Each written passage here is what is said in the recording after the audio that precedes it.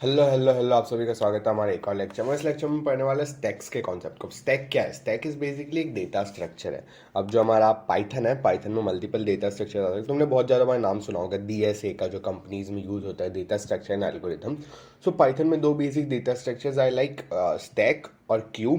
Q का topic हमारे syllabus में नहीं दिया है, मतलब टेक्स्ट बुक में चैप्टर है बट सिलेबस में नहीं लिखा है। So we will just study stack. So initially first of all data structure क्या है? सो डेटा स्ट्रक्चर बेसिकली एक मैकेनिज्म है जिससे हम डेटा को स्टोर कर सकते हैं, उसको ऑर्गेनाइज कर सकते हैं किसी भी हायरार्की में, एंड उसको एक्सेस कर सकते हैं। बेसिकली हमने किसी चीज़ को ऑर्गेनाइज वे में स्टोर किया है, सो ऑब्वियसली उसको एक्सेस करना वुड बी मोर ईजियर। तो वही हमारा डेटा स्ट्रक्चर होता है।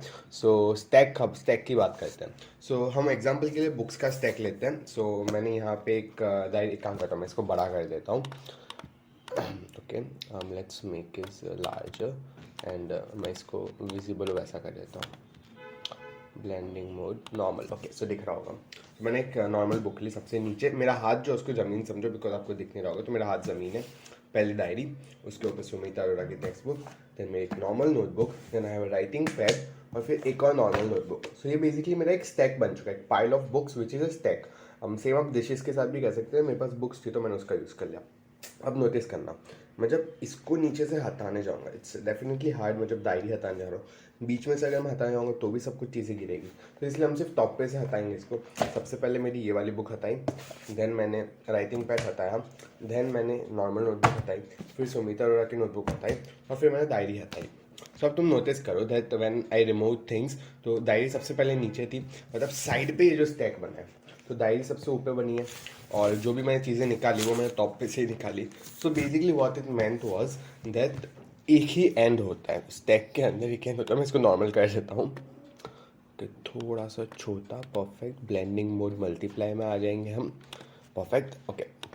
सो वही था, स्टैक के अंदर एक लाइक एक लीनियर ऑर्डर होता है स्टैक को, मतलब एलिमेंट्स का तुम लीनियर ऑर्डर बना दो, जो सिर्फ एक ही एंड यानी कि टॉप ऑफ द स्टैक जो होता है, हमारे यहाँ टॉप पे था, सिर्फ उसी में से चीज़ें आ सकती है, चीज़ें जा सकती है। और ये last in first out concept में बिलीव करता है। फॉर एग्जाम्पल, हमने ये जो नोटबुक थी उसको लास्ट के अंदर डाला था और वो सबसे पहले बाहर गई थी। तो वही लास्ट इन फर्स्ट आउट वाला कॉन्सेप्ट यूज होता है स्टैक में। फीफो का जो कॉन्सेप्ट है वो क्यू में यूज होता है। अब क्यू तो हम पढ़ नहीं रहे इसलिए काम नहीं आएगा, बता, मैंने बता दिया क्यू इज फीफो, जबकि हमारा स्टैक जो है वो लीफो है। एग्जाम्पल पूछे तो प्लेट्स का पाइल बोल देना, बुक्स का पाइल बोल देना। एंड अगर तुमको लाइक यहाँ पर भी नॉर्मल एप्लीकेशंस बताई है, बट अगर आपको प्रोग्रामिंग में चाहिए तो किसी स्ट्रिंग को रिवर्स करना हो तो यूज़ हो सकता है। फिर तुम कुछ भी एडिटिंग कर रहे हो, फिर तुम बेसिकली देखो कंट्रोल जेड का, कभी तुमने अंडू का कॉन्सेप्ट पढ़ा है, अंडू का, रीडू का, वो भी तो स्टैक है। जब तुम कंट्रोल जेड दबाते हो तो तुम्हारा लास्ट किया हुआ काम डिलीट होता है। तो बेसिकली अंडू हो रही है चीज़ें। एंड साथ ही साथ जब तुम किसी भी चीज़ को ब्राउज अप कर रहे हो, लाइक फॉर एग्जांपल हम गूगल पे जाते हैं, गूगल आ जाओ, यहाँ पे हम सर्च करते हैं कोड फ्रीक, रैंडम चीज़ सर्च करते हैं। ये कौन सी चीज़ है यार? Okay, what ever it is, मैंने कोड फ्रीक्स कुछ भी सर्च किया। अब मैं जब पीछे का दबाता हूँ, मुझे वापस ये गूगल की आ गई, उससे मैं एक और पीछे आता हूँ तो ये आ गया। हमारा तो एक एक ऑर्डर में गया, वो एक लेवल पे जा रहा था। पहले एक मेन गूगल क्रोम का पेज था, फिर कोड फ्रीक आया, फिर कोड फ्रीक की लिंक को हमने एक्सेस किया, तो वो एक एक स्टेप पीछे आता गया। तो वो भी वेबसाइट एक स्टैक के फॉर्म में स्टोर हुई थी। तो वो एक प्रोग्रामिंग लैंग्वेज में एग्जाम्पल हो गया। और ये वाला भी है जो बेसिकली नोटेशंस में आता है, तो पढ़ने की ज़रूरत नहीं है, but you can still study. Text book है ना तुम्हारे पास? Okay, then comes operations on stack. तब स्टैक है तो उस पर कुछ तो ऑपरेशन तो होगी, डेटा स्ट्रक्चर यूज़ करेंगे तो उस पर ऑपरेशन तो होगी। तो मेन यहाँ पे ना हमारे केस में दो ऑपरेशन आती है, विच आर इनफेक्ट दो होती है, पुश और पॉप।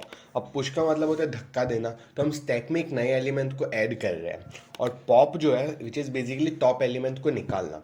तो अगर तुम टॉप के अंदर एक नया एलिमेंट ऐड कर रहे हो वो पुश है, और अगर तुम टॉप से एक एलिमेंट निकाल रहे हो वो पॉप है।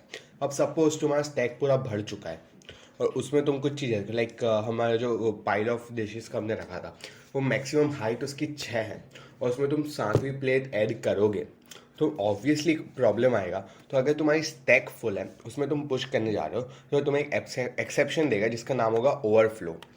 और पॉप एक ऐसा कॉन्सेप्ट है, लाइक पॉप में से सपोज तुम्हारी स्टैक खाली है, तुम्हारे पास कोई डिश ही नहीं है, तो तुम कैसे डिश निकालोगे? तो एक खाली स्टैक में से एलिमेंट को डिलीट करने के कॉन्सेप्ट को हम बोलेंगे अंडर फ्लो। सो इसके अंदर भी लीफो ऑर्डर के अंदर ही काम करते हैं, जैसे हमने बोला।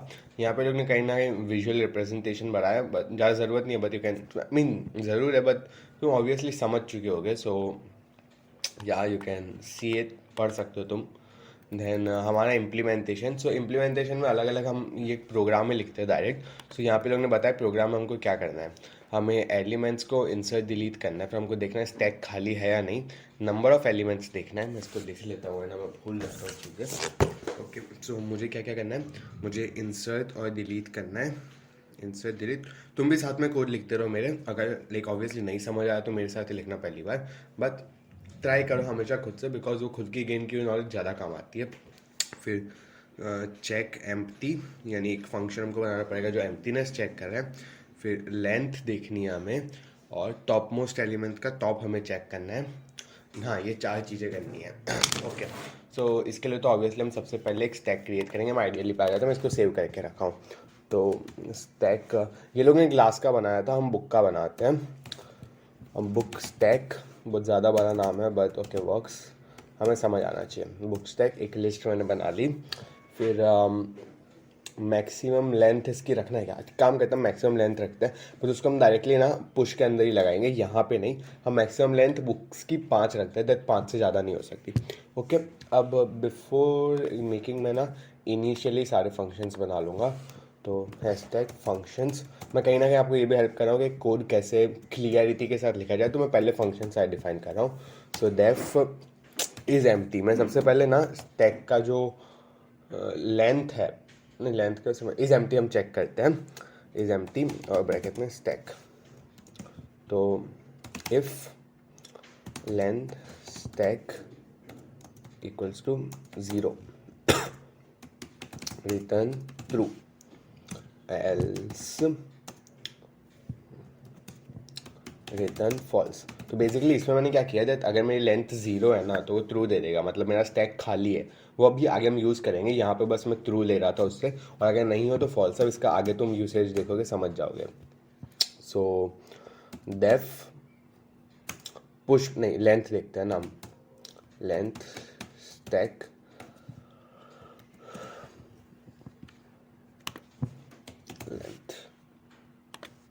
Length of stack. अब यहाँ पे if is empty equals to true, print stack is empty. Else मतलब अगर वो फॉल्स है, स्टैक खाली नहीं है, then print the length of the stack is comma.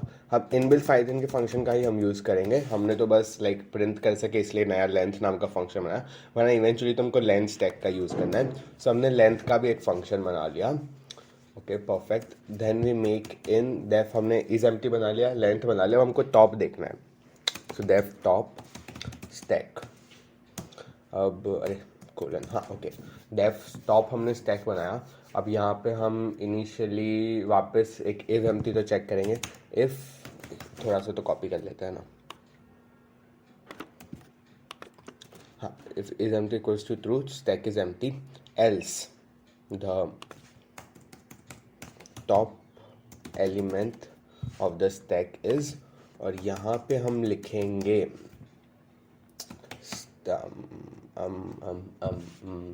एक minute. Okay, so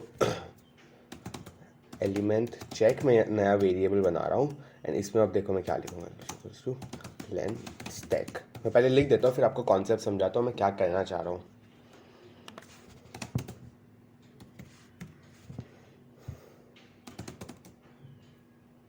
element check -1। Okay, सो यहाँ पे तुम नोटिस करो, अगर स्टैक एम्प्टी नहीं है और मुझे उसका टॉप प्रिंट कराना है, सो मैंने क्या किया, स्टैक की लेंथ चेक की। सब फॉर एग्जांपल हमारी लिस्ट में ना 5 चीज़ें 1 2 3 4 5, तो इसमें तुम नोटिस करो उसकी लेंथ 5 है, लेकिन पांचवा जो नंबर है हमारा एलिमेंट, उसका इंडेक्स 4 है। तो अगर मैं लिखता हूँ कि मेरे को स्टैक की लेंथ 5 है और 5 - 1 इज़ 4, तो अगर मैं स्टैक का इंडेक्स 4 चेक कर रहा हूँ तो मुझे लास्ट वाला एलिमेंट मिल जाएगा। सो लाइक तुम अभी तो वैसे समझ ही गए होगे, बट स्टिल हम रन करेंगे तो पता चल जाएगा। अगर स्टैक की लेंथ 5 है, मतलब उसके लास्ट इंडेक्स जो है वो 4 है, तो अगर मैं 4th इंडेक्स मारूंगा तो मुझे ऑब्वियसली 5th यानी कि हमारा लास्ट एलिमेंट मिलेगा। तो मैंने टोटल लेंथ देख ली एंड उसमें से एक -1 कर लिया, जिससे मुझे मेरा इंडेक्स मिल जा रहा है। तो उससे मैं टॉप भी प्रिंट हो जाएगा। सो डिफाइन टॉप भी बन गया। एंड देन हम डिफ पुश बनाते हैं जो हमारे मेन काम के है, पुश स्टैक। और यहाँ पे हम दो डालेंगे पैरामीटर्स एलिमेंट भी, बिकॉज पता तो चले कौन से एलिमेंट हम ऐड कर रहे हैं। सो डेफ पुश स्टैक एलिमेंट, तो मैं नीचे ले लेता हूँ ताकि क्लियरिटी हो। अब यहाँ पे हमको ओवरफ्लो का कॉन्सेप्ट लगाना था ना, तो मैंने बोला था हम 5 की लिमिट लगाएंगे। So if length of stack equals to 5, print overflow के, हाँ इतना सही है। एल्स, अब हम एल्स मतलब अगर नहीं है 5 से कम है, और देखो 5 से ज़्यादा तो होगी नहीं, बिकॉज जब भी वो पुश करने जाएगा तो ऑब्वियसली उसको एरर दे देगा। सो 5 से ज़्यादा उसकी होने वाली नहीं है, तो एल्स हम लगाते हैं, पुश करना है ना, तो स्टैक डॉट अपेंड। अब तुमने लिस्ट वाले में तुमने पढ़ा होगा कैसे हम कर रहे थे। तो स्टैक डॉट अपेंड एलिमेंट, एक मिनट, हमने बुक स्टैक बनाया था ना, क्योंकि हम डायरेक्टली स्टैक भी लिख सकते हैं, मैं यहाँ से बुक हटा दूंगा। Stack dot append element, okay, so ये भी हो गया। And print the stack right now is, इसको हम अच्छा दिखा सकते थे but will have it this way only, बाद में ज़रूरत पड़ी तो हम उसे कर लेंगे। सो ये हमारा पुश भी हो गया। एंड नाउ पॉप की बारी, डेफ पॉप, एंड ब्रैकेट में हमें सिर्फ स्टैक का नाम चाहिए इस बार। Pop, okay, stack. एंड यहाँ पे हम वापस इज एम्प्टी वाला लगाएंगे, if is empty equals to true. अब मैं डबल इक्वल टू लगा रहा हूँ बिकॉज वो चेकिंग का था, single equal two is assignment, ये वाला पॉइंट याद रखना। प्रिंट स्टैक इज एम्प्टी, नहीं अंडर फ्लो लिखते हैं ना, हाँ अंडर फ्लो, हमको स्पेसिफिक एरर बता देते हैं ना ये वाले केस में तो। हाँ, अब यहाँ पे आ जाएगा एल्स, एल्स हम पॉप करेंगे तो स्टैक डॉट पॉप हो गया। एंड यहाँ पे हमको रिटर्न की तो ज़रूरत नहीं है, सो हम पॉप भी कर रहे हैं। एंड यहाँ पे प्रिंट करा देते हैं हम स्टैक को।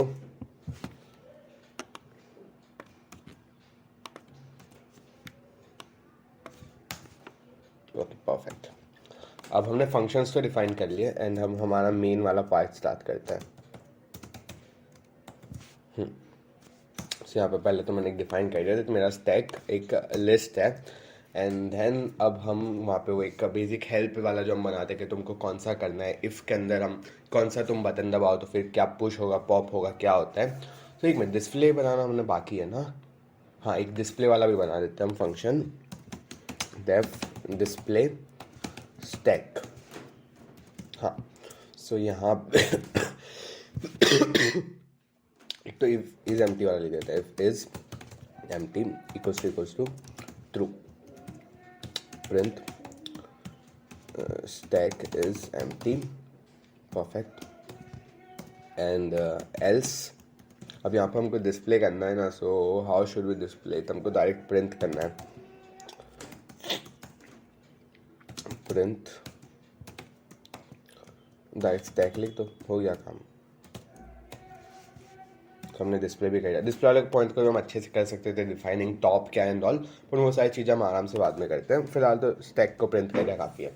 सो हमने यहाँ बना दिया स्टैक को एक लिस्ट, एंड हम बेसिक चीज़ें हमारा लिख देते हैं। सो यहाँ पे एक उसके लिए भी ना अलग से हेल्प फंक्शन बना देता हूँ, def help,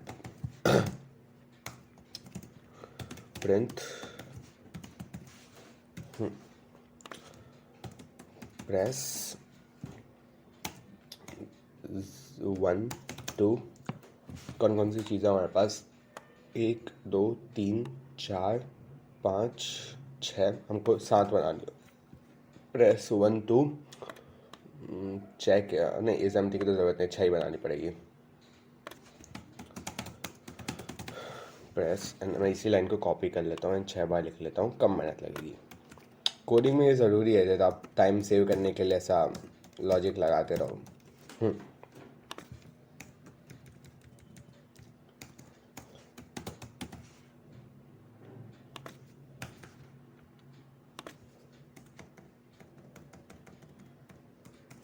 to view the topmost element,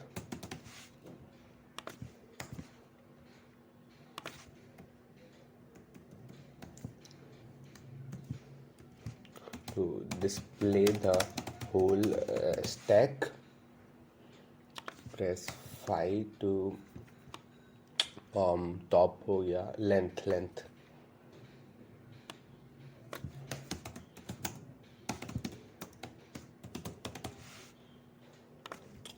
एक और हम लाइन लिख देंगे इधर,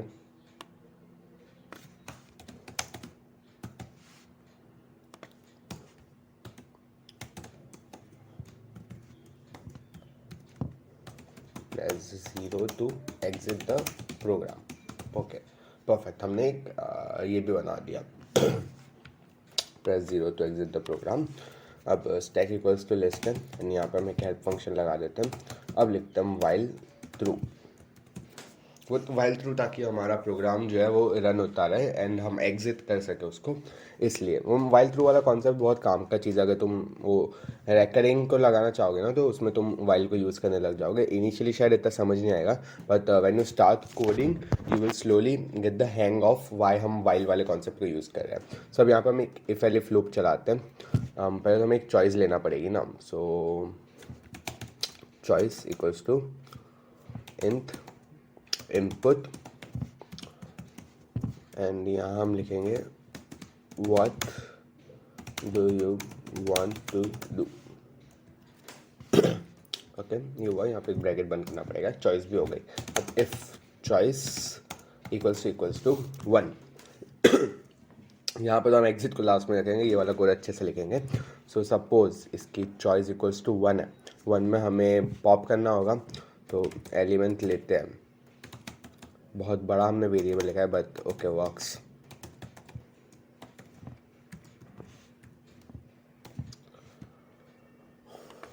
What element would you like to add? Okay, this looks good, and आगे आते हैं हम। पुश, हमने नाम क्या रखा, इसका पुश ही रखा होना चाहिए। हाँ पुश, बस कैपिटल P है। पुश ब्रैकेट में stack comma element to add, perfect, push हमारा हो गया। एंड हम अब elif choice equals to 2, and यहाँ तो हम डायरेक्टली पॉप लगा देंगे, पॉप स्टैक, परफेक्ट। तो elif choice equals to 3, and third पे आता view the top most element. तो टॉप मोस्ट का कौन सा था, top stack, perfect. Elif choice equals to 4 क्या था, डिस्प्ले द होल स्टैक, उसके लिए हमने बनाया है डिस्प्ले स्टैक, परफेक्ट। फंक्शंस को बस अब कॉल बैक करना है, इफ एलिफ लूप में डालना है उसको, बाकी तो हो चुके हैं solve. Elif choice equals to 5। अब फिफ्थ था स्टैक चेक स्टैक लेंथ। वैसे लेंथ वाला फंक्शन हमने सिर्फ इसलिए, तुम सोचोगे कि सिर्फ डायरेक्ट लेंथ स्टैक लिख देते, बट द थिंग इज हम इस एम्प्टी वाला चेक नहीं कर पाते ना, तो इसलिए हमको लेंथ वाला हमने फंक्शन बनाया। So length stack, and to be honest clarity रहती है उससे, इसलिए हमेशा फंक्शंस बना देने चाहिए। Elif choice equals to 6, help elif choice equals to 0, break else, यहाँ पर मैं लिख दूंगा बस enter a valid choice,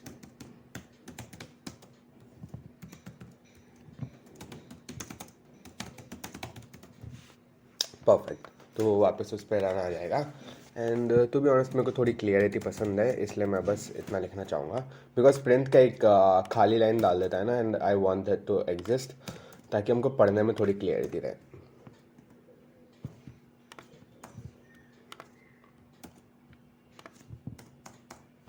okay यहाँ भी डाल दिया हमने, यहाँ भी एक हो गई, यहाँ भी एक हो गई, परफेक्ट। अब इस कोड को हम सेव करते हैं and let's run this, hope कोई एरर्स ना आए। एंड हाँ हमने लिख दिया हमको what do you want to do, हम ऑब्वियसली पहले तो एग्जिट ही कर देते हैं। हाँ एग्जिट वर्क कर रहा है, एग्जिट प्रॉब्लम नहीं होनी चाहिए, हो गया। एंड मैं एक हेल्प भी चेक कर लेता हूँ, नीचे से ट्राई करते हैं 6, वो भी वर्क कर रहा है, हमको हेल्प भी मिल जा रही है। देन हम स्टैक लेंथ चेक करते हैं, length of stack is 0, and अच्छा हमारा कोड रीरन हो रहा है। What do you want to do, तो हम 4th करते हैं, डिस्प्ले होल स्टैक, स्टैक हमारा खाली है, यहाँ पे हम लिख सकते थे इज एम्प्टी वाला, बट हमने डिस्प्ले स्टैक का किया है. So like we can improve our code to be honest. Display वाले पार्ट में जाते हैं हम. डिस्प्ले डिस्प्ले डिस्प्ले डिस्प्ले ये is empty equals to true, तो स्टैक इज एम्प्टी प्रिंट होना चाहिए था ना. Fourth, display the whole stack. Display stack. Stack को वो इज एम्प्टी चेक कर रहा है. Is empty is empty is empty is empty. Okay wait. ये छोटू सा चेंज करते हैं.